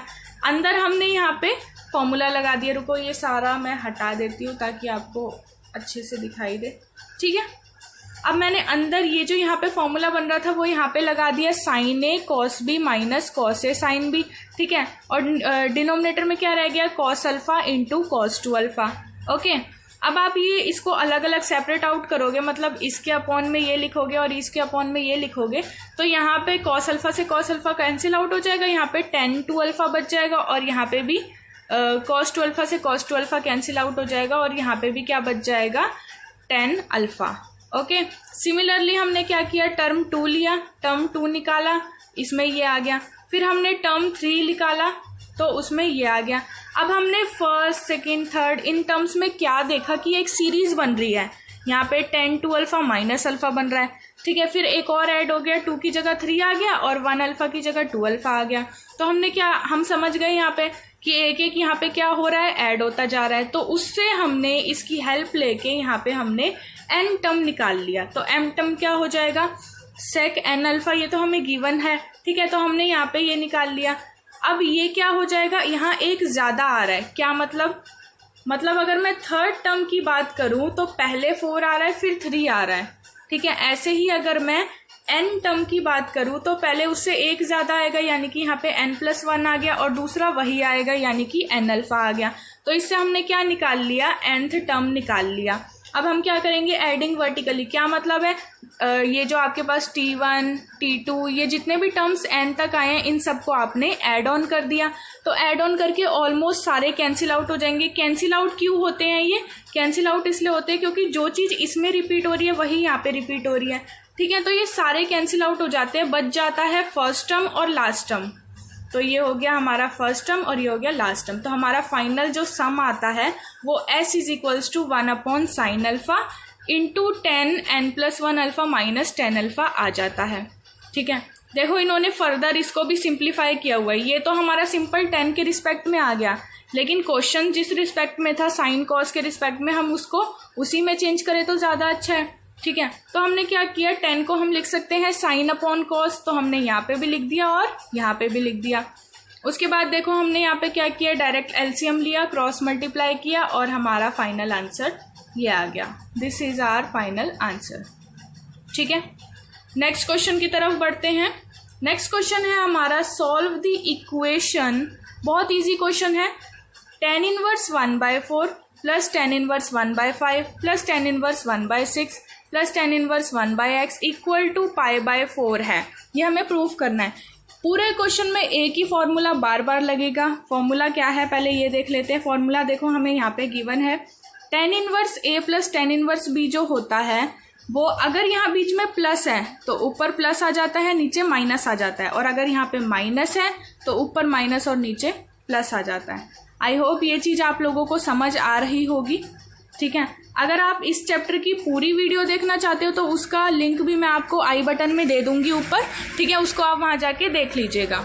उसके बाद यहाँ पे हमने फॉर्मूला लगाया है, देखो यहाँ पे लगा दिया डायरेक्ट। किस किस के बीच लगाया है, पहले हमने लगाया है 1/4 और 1/6 के बीच, 1/4 और 1/6 के बीच में से इसको क्यों छोड़ दिया, क्योंकि 10 के साथ यहाँ पे 2 भी है, यहाँ पे 10 के साथ 2 भी है, इसलिए हमने इसको यहाँ पे लेफ्ट आउट कर दिया। तो हमने 1/4 और 1/6 को ले लिया, ठीक है। और यहाँ पे जो tan इनवर्स 1/x था इसको हमने π/4 के साथ माइनस में ले लिया, ठीक है, इतना कर लिया। उसके बाद हमने यहाँ पे फॉर्मूला लगा दिया और इसको हमने एज इट इज रख लिया, ओके। उसके बाद ये हमने यहाँ पे π/4 को क्या लिख दिया, tan इनवर्स 1 लिख दिया π/4 को, ठीक है। उसके बाद यहाँ पे हमने इसको जब सॉल्व करा तो यहाँ 10/23 आ गया, इसको जब सॉल्व करा तो 5/12 आ गया, और इसको सॉल्व करके हमारा ये आ गया। तो हमने इसको सिंप्लीफाई किया है। हमारा फाइनल आंसर जो हमारी x की वैल्यू थी, जो हमें क्वेश्चन में बोला था कि हमें फाइंड आउट करनी है, वो x की वैल्यू क्या आ गई, -461/9। पढ़ते हैं सेक्शन 5 स्टार्ट करते हैं, ठीक है। तो सेक्शन 5 में जो हमारा क्वेश्चन नंबर फर्स्ट है वो क्वेश्चन क्या है हमारा, 2n + 1 जो है हमें प्रूव करना है कि ये डिविजिबल बाय 5 है, ठीक है। जहाँ पे n क्या है हमारा कोई भी पॉजिटिव ऑड इंटीजर, ठीक है। तो अब हमें क्या करना है, ये जो हमें गिवन था 2n + 1, 2n को हम और क्या लिख सकते हैं, 2 की होल पावर n लिख सकते हैं। क्यों, क्योंकि 2 × n वापस से 2n बन जाएगा, तो इसको हम ये लिख सकते हैं। फिर 2 यहाँ पे 4 बन गई, तो 4n + 1, 1 की पावर कुछ भी लगाओ आंसर हमेशा 1 आता है। तो हमने इस केस में 1 की पावर यहाँ पे n लगा दी। देखो हमने इस केस में 1 की पावर यहाँ पे n लगा दी यहाँ पे, ठीक है। उसके बाद अब हमें हमें एक फॉर्मूला पता है कि x की पावर n प्लस y की पावर n किसके इक्वल होता है। अगर दोनों के बीच में प्लस आ रहा है तो पहले यहाँ पे x + y आएगा, अगर दोनों के बीच में माइनस आ रहा है तो यहाँ पे x माइनस वाई आएगा, ठीक है। तो इस केस में यहाँ पे x प्लस वाई आएगा। फिर जैसे हम बाइनोमियल थ्योरम के थ्रू इसकी एक्सपेंशन निकालते थे वही हमने यहाँ पे किया है। देखो ये एक्सपेंशन निकली हुई है, x की पावर n-1 माइनस x की power n-2 into y, plus फिर एक और बार पावर कम हो जाएगी तो x की power n-3 into y square and so on up to -1 की पावर n-1 इंटू वाई की पावर n-1, ठीक है। इतना हो गया। अब हमारे पास LHS में क्या था, 2 की पावर 2n प्लस 1, ठीक है। और RHS में क्या बचा, 4 प्लस 1, x प्लस वाई किया था अभी हमने, तो 4 प्लस 1 क्या हो गया हमारा 5 हो गया, और बाकी का एक्सपेंशन हमने यहाँ पे लिख दिया। अब देखो हमें जो प्रूफ करना था उसमें ये प्रूफ करना था कि हमें 2 की पावर 2n प्लस 1 को डिविजिबल बाय 5 दिखाना था। हमने यहाँ पे क्या प्रूफ कर दिया कि 2 की पावर 2n प्लस 1 जो है वो 5 इंटू समथिंग है। 5 इंटू समथिंग का क्या मतलब है, जब मल्टीप्लाई करेंगे इसको तो जो नंबर निकल के आएगा वो तो 5 से डिविजिबल होगा ही, क्योंकि हमने यहाँ 5 इंटू कर दिया, दैट मीन्स ये 5 का फैक्टर बन गया। तो अब हम इजीली कह सकते हैं therefore 5 is a factor of 2 की power 2n plus 1, hence by the definition of divisibility. अब क्या होगा, डिविजिबिलिटी की डेफिनेशन से हम ये भी कह सकते हैं कि 2 की पावर 2n प्लस 1 जो है वो डिविजिबल बाय 5 है। ओके, नेक्स्ट क्वेश्चन की तरफ बढ़ते हैं। नेक्स्ट क्वेश्चन में हमारे पास है कि सॉल्व द इक्वेशन, एक इक्वेशन हमें गिवन है उसको हमें सॉल्व करना है। 7x plus 5y is equals to 3। क्या फाइंड आउट करना है, सॉल्व करने का मतलब है यहाँ पे x और y दोनों की ही वैल्यू हमें फाइंड आउट करनी होती है, ठीक है। तो अब हम इसको हमारी जो जनरल इक्वेशन होती है उससे कंपेयर करेंगे। क्या होती है जनरल इक्वेशन, जनरल इक्वेशन होती है ax plus by is equals to c, ठीक है। इस जनरल इक्वेशन को जब हम गिवन इक्वेशन से कंपेयर करेंगे तो हमारी वैल्यूज क्या क्या आएंगी, a की वैल्यू 7 आ जाएगी, b की वैल्यू 5 आ जाएगी और c की वैल्यू 3 आ जाएगी, ठीक है। तो अब हम यहाँ पे क्या करते हैं कि जो हमारा a b c निकल के आया होता है उसमें पहले a और b का GCD निकालते हैं। GCD मतलब ग्रेटेस्ट कॉमन डिवाइजर, ठीक है, ये निकालते हैं। फिर जो भी हमारा GCD निकल के आता है किसका, A और B का जो भी हमारा GCD निकल के आता है, फिर हम चेक करते हैं क्या ये GCD हमारा C को डिवाइड कर रहा है।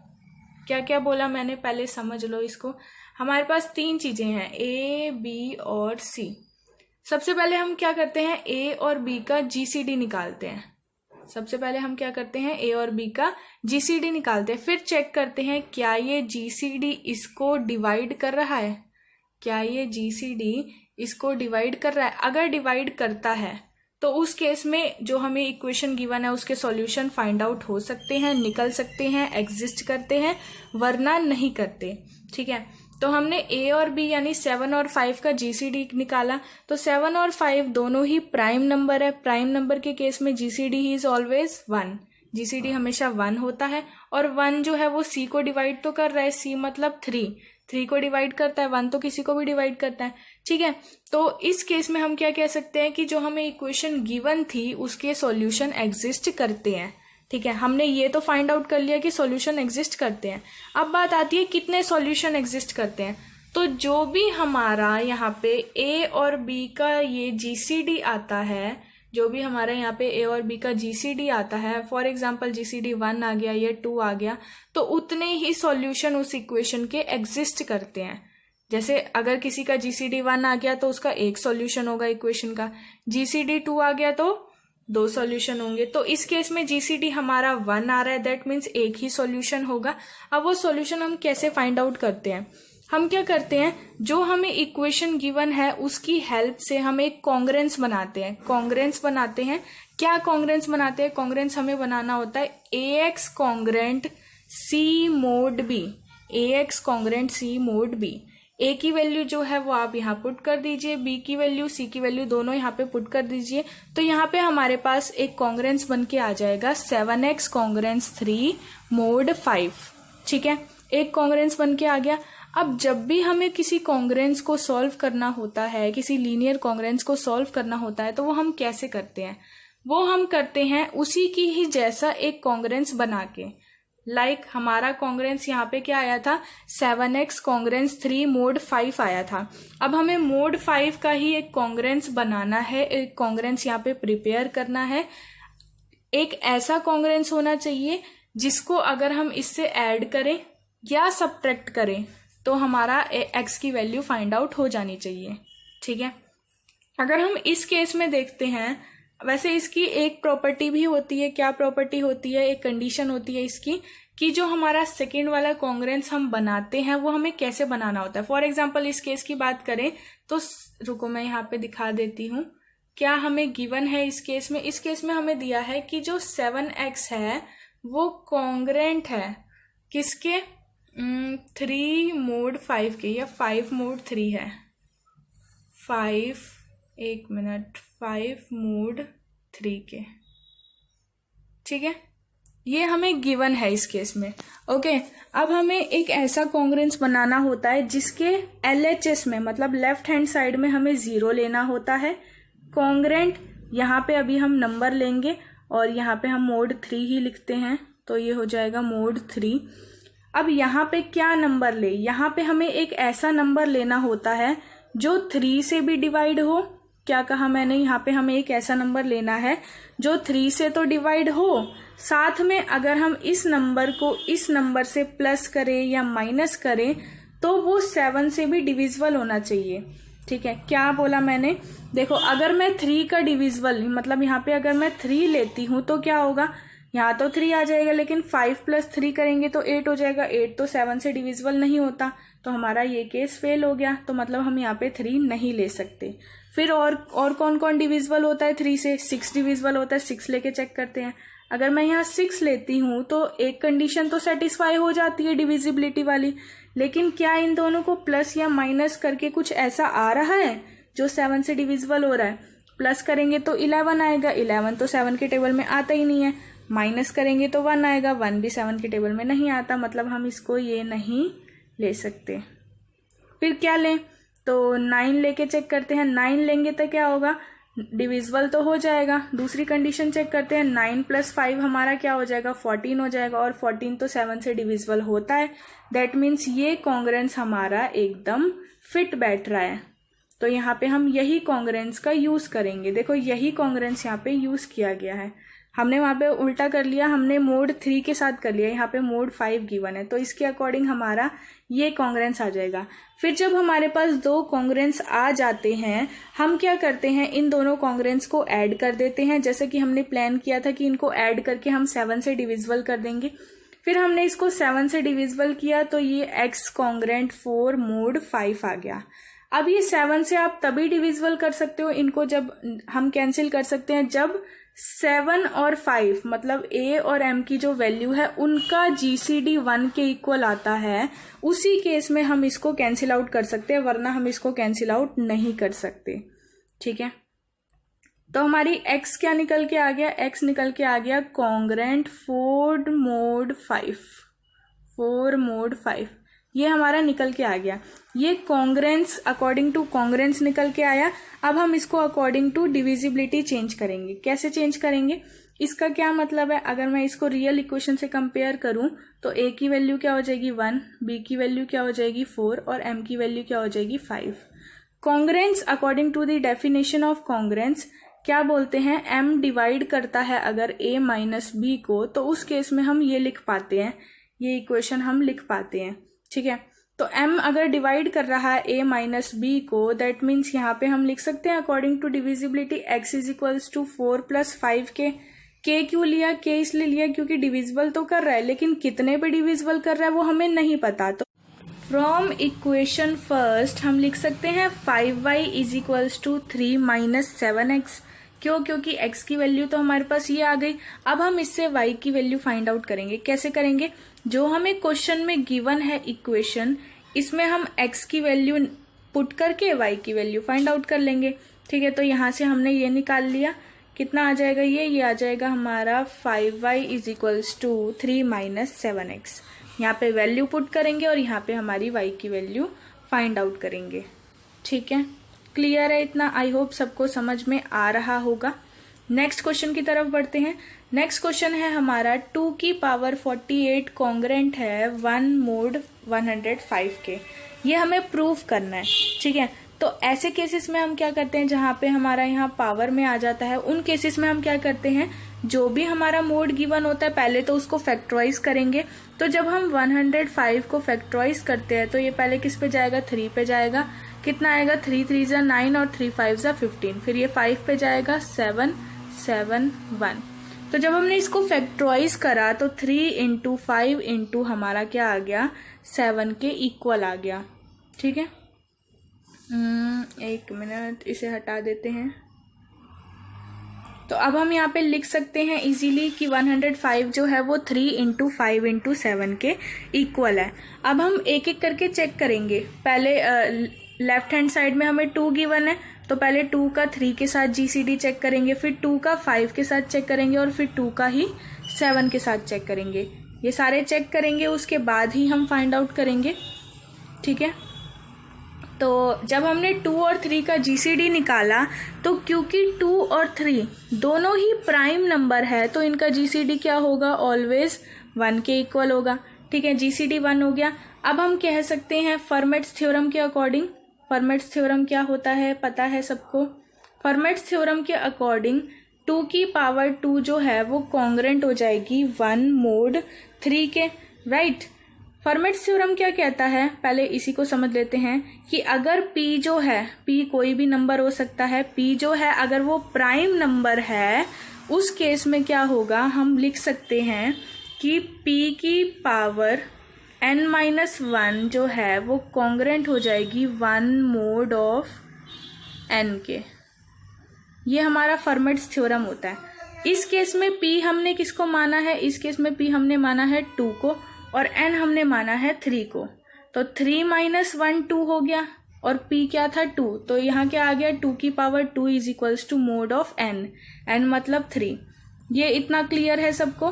फिर हमने यहाँ पे क्या कर दिया, ये चीज तो हमें समझ आ गई, फर्मेट्स थ्योरम तो समझ आ गया, लेकिन अब 2 की पावर तो हमें 2 गिवन है, तो इसको 2 की पावर 48 कैसे बनाया जाए, तो क्यों ना इसको रेज कर दिया जाए, इसकी पावर को 24 से। तो अगर 1 की पावर को 24 करेंगे तो ऑलवेज 1 आएगा, तो हमें कोई प्रॉब्लम नहीं है। ठीक है, तो हमने LHS में 2 की पावर 48 कर दी और यहाँ पे 1 ही रहेगा, क्योंकि 1 की पावर 24 करेंगे तो ऑलवेज 1 ही आएगा। सिमिलरली हमने क्या करा, 2 और 5 का GCD निकाला तो वो भी हमारा 1 आया।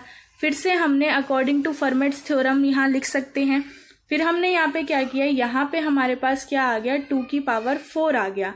हमें चाहिए थी 2 की पावर 48, तो हमने इस बार पावर को रेस कर दिया 12 से। ठीक है, तो ये आ गया। अगेन हमने 2,7 का निकाला, जैसे कि मैंने अभी आपको बताया था, हमें 2 का 3 के साथ निकालना है, फिर 2 का 5 के साथ और फिर 2 का 7 के साथ। ठीक है, तो यहाँ पे भी सेम चीज की गई है, फिर उसको रेस कर दिया गया पावर को, तो यहाँ 2 की पावर 48 कॉन्ग्रेंट आ गया 1 mod 7 के। अब हमें पूछा था, अब देखो हमें यहाँ से क्या फाइंड आउट हुआ, 2 की पावर 48 1 mod 3 के इक्वल आ गया। ठीक है, 2 की पावर 48 1 mod 5 के इक्वल आ गया, फिर 2 की पावर 48 1 mod 7 के इक्वल आ गया। इन तीनों कॉन्ग्रेंट से हमने ये फाइंड आउट किया कि 2 की पावर 48 जो है वो कॉन्ग्रेंट होगा 1 mod of 3 5 7 के एलसीएम के। एलसीएम के क्यों, क्योंकि 3 से भी वो हो रहा है डिविजिबल, 5 से भी हो रहा है, 7 से भी हो रहा है। दैट मीन्स कोई तो ऐसा कॉमन फैक्टर है यहाँ पे जो 3 5 और 7 तीनों का ही है। तो उस केस में हम क्या करते हैं, एलसीएम लेते हैं, एलसीएम ऑफ 3 5 7 जो कि हमारा 105 होता है। और यही हमसे पूछा था, यही हमें प्रूव करना था क्वेश्चन में कि 2 की पावर 48 जो है वो कॉन्ग्रेंट है 1 mod 105 के, और यही हमने यहाँ पे प्रूव कर दिया। नेक्स्ट क्वेश्चन की तरफ बढ़ते हैं। नेक्स्ट क्वेश्चन में हमें find the 3 cube roots of unity. Unity मतलब 1 के हमें क्यूब रूट निकालने हैं, मतलब z इज इक्वल्स टू 1 की पावर 1/3 निकालनी है। तो कैसे निकालेंगे, पहले हम यहाँ लिख सकते हैं z इज इक्वल्स टू 1 की पावर 1/3। अब 1 को हम क्या लिख सकते हैं, cos 0 प्लस आयोटा sin 0 लिख सकते हैं। क्यों लिख सकते हैं, क्योंकि cos 0 की वैल्यू 1 होती है, प्लस आयोटा साइन 0, ये 0 हो जाएगा, साइन 0 की वैल्यू 0 होती है, 0 into iota is equal to 0, तो हम इसको ये लिख सकते हैं। फिर देखो जो कॉस का रिपीटेशन होता है, जब कॉस रिपीट करता है तो वो हर 2r पाई इंटरवल के बाद रिपीट करता है। ये चीज़ हम ट्रिग्नोमेट्री के चैप्टर नंबर 7 में अच्छे से पढ़ चुके हैं, ठीक है। और साइन के केस में भी रिपीटिशन आता है, इसलिए हमने यहाँ पे प्लस 2r पाई किया हुआ है। फिर हमने क्या किया, यहाँ पे देखो आपने डी मॉइवर्स थ्योरम पढ़ा होगा। डी मॉइवर्स थ्योरम क्या कहता है कि अगर cos theta plus iota sine theta, cos theta plus iota sine theta की पावर n है तो उसको हम लिख सकते हैं cos n theta plus iota sign n theta.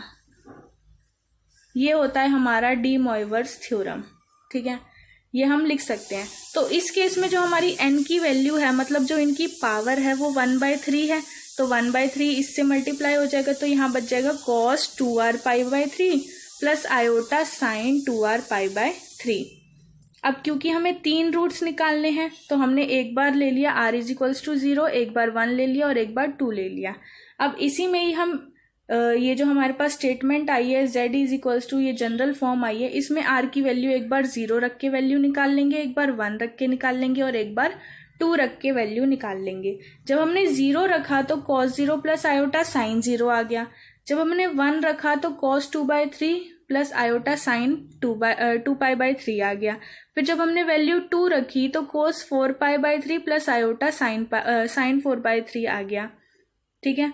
तो फर्स्ट वाला हमारा 1 हो जाएगा क्योंकि उसमें cos 0 प्लस आयोटा साइन 0 था जो हमारा 1 के इक्वल होता है। सेकेंड वाले में हमने ये चेंजेस कर दिए और थर्ड वाले में ये चेंजेस कर दिए। ये चेंजेस इसलिए किए हैं ताकि यहाँ पाई बाई 3 आ जाए, और पाई बाई 3 की वैल्यू तो हमें पता ही होती है, साइन पाई बाई 3 भी हमें पता होता है और cos पाई बाई 3 भी हमें पता होता है। तो हमने यहाँ दोनों की वैल्यू रख दी और यहाँ पे हमारे पास 3 रूट्स निकल के आ गए, जो किसके रूट्स हैं, क्यूब रूट्स ऑफ यूनिटी, 1 के क्यूब रूट्स हैं, ठीक है, 1 की पावर 1/3, 1 के क्यूब रूट्स हैं। नेक्स्ट क्वेश्चन की तरफ बढ़ते हैं। नेक्स्ट क्वेश्चन है हमारा सेपरेट आउट करना है हमें रियल और इमेजिनरी पार्ट्स को, किसके, cosec x plus iota y हमें गिवन है। इसको हमें 2 पार्ट्स में डिवाइड करना है, जिसमें से एक पार्ट हमारा रियल पार्ट होना चाहिए और एक पार्ट हमारा इमेजिनरी पार्ट होना चाहिए। तो cosec x plus iota y किसके इक्वल होगा, 1/sin के इक्वल होगा, ठीक है। हमने क्या किया, डिनोमिनेटर और न्यूमरेटर दोनों में 2 sin x minus iota y से मल्टीप्लाई कर दिया, ठीक है। तो न्यूमरेटर में करेंगे तो ये आ जाएगा और डिनोमिनेटर में करेंगे तो ये आ जाएगा। न्यूमरेटर को हमने एज इट इज छोड़ दिया और डिनोमिनेटर में हमने यहाँ पे एक फॉर्मूला लगा दिया, sine a plus b, sine a into sine b, 2 sin a into sine b क्या होता है हमारा, cos a minus b minus cos a plus b. वही फॉर्मूला हमने यहाँ पे लगाया है, तो यहाँ पे ये आ जाएगा। न्यूमरेटर में ये आ जाएगा, न्यूमरेटर में हमने डायरेक्टली साइन ए माइनस बी का फॉर्मूला लगाया है, साइन ए कॉस बी हो जाएगा। अब कॉस आयोटा वाई आएगा जिसको हम कॉश वाई लिख सकते हैं, तो इन्होंने डायरेक्ट यहाँ पे लिख के दिखाया हुआ है। फिर आप लोग इसको सिंप्लीफाई करोगे तो हमारा आंसर ये आ जाएगा, जिसमें से ये हमारा हो जाएगा रियल पार्ट और ये हमारा हो जाएगा इमेजिनरी पार्ट। आई होप सबको समझ में आ रहा होगा। अगर कोई डाउट है तो आप लोग कमेंट सेक्शन में मुझे बता सकते हैं, ठीक है। नेक्स्ट क्वेश्चन की तरफ बढ़ते हैं। लास्ट क्वेश्चन है हमारा इस सैंपल पेपर का। क्या क्वेश्चन है, cos inverse x plus cos inverse y plus cos inverse z जो है वो पाई के इक्वल है। हमें शो करना है x square plus y square plus z square plus 2xyz जो है वो 1 के इक्वल है। ये चीज़ हमें प्रूव करनी है। तो यहाँ एक ही फॉर्मूला का बार बार यूज होगा। क्या वो फॉर्मूला होता है, cos square a cos inverse a plus cos inverse b, ठीक है। क्या होता है ये होता है, देखो यहाँ पे लिखा हुआ है, एक मिनट, ये रहा, cos inverse a into b minus under root में 1 माइनस पहले वाले का स्क्वायर, फिर से अंडर रूट में 1 माइनस दूसरे वाले का स्क्वायर। तो पहले हमने x और y में लगा दिया और z को ऐसे ही छोड़ दिया। तो x और y में जब लगाया फिर से हमारा यहाँ पे एक कॉस इनवर्स और एक कॉस इनवर्स यहाँ पे आ गया। फिर से हमने इस पूरे में ये जो हमारे पास पूरा निकल के आया इसमें और z में लगा दिया सेम फॉर्मूला, और यहाँ पे हमारा pi minus cos inverse z आ गया। देखो यहाँ फॉर्मूला नहीं लगा, ये वाले कॉस इनवर्स z को हम RHS में लेके गए हैं, ठीक है, तो यहाँ पे ले आए। उसके बाद हमारा यहाँ पे क्या आ गया, दोनों साइड हमने कॉस ले लिया, तो ये कॉस इनवर्स कॉस से कैंसिल आउट हो गया और यहाँ पे RHS में हमारा कॉस आ गया। उसके बाद हमने यहाँ क्या किया, अब pi minus cos inverse z क्या होता है, माइनस कॉस इनवर्स z, तो ये क्या आ गया, minus cos inverse z। Minus cos से कॉस इनवर्स कैंसिल हो जाएगा, बच जाएगा क्या, माइनस z। उसके बाद हम इसको सिंप्लीफाई करेंगे तो हमारा ये क्या आ जाएगा, xy प्लस z का होल स्क्वायर। ये कैसे आया, इस वाले z को हम LHS में लेके गए और इसको हम RHS में लेके आए और हमने दोनों साइड इसकी स्क्वायरिंग कर दी। स्क्वायरिंग करेंगे, ब्रैकेट ओपन करेंगे, तो हमारा आंसर जो हमें प्रूव करना था वो हमारा प्रूव हो जाएगा। ठीक है।